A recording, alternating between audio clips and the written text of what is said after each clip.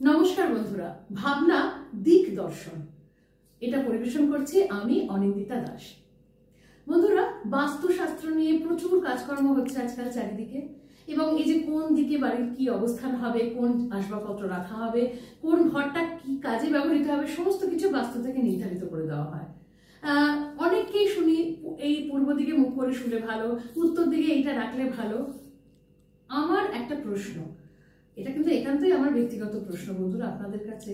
আচ্ছা, আমরা যারা ঈশ্বরে বিশ্বাস করি তারা কি ভাবি এই পৃথিবীর সমস্ত জায়গায় ঈশ্বরে নির্মিত, তাহলে স্পেসিফিক্যালি কোনো একটি দিক ভালো, সেই দিকে এই কাজটা করলে ভালো, এই নির্ধারণ করাটা কি সত্যি খুব জরুরি বা খুব প্রয়োজনীয়? বা মানুষের ভালো থাকা কি এই দিক কোথায় কি আছে না আছে তার উপরে সত্যি নির্ভর করে? আমি জানি না, আমি জানি আমার এই প্রশ্নে অনেকেই আহত হতে পারেন, কিন্তু এটা আমার একটা খুব সহজ একটা অপকট প্রশ্ন আপনাদের কাছে, যে সত্যি সত্যি কি দিক যেটা ঈশ্বর নিজে নির্মাণ করেছেন তার এই সৃষ্টিতে কোনো একটা দিক খারাপ কেন হবে?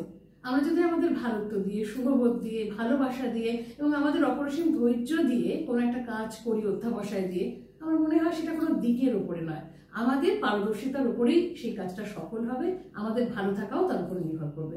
আপনাদের এই বিষয়ে কি মনে হয় অবশ্যই আমাকে জানাবেন। নমস্কার।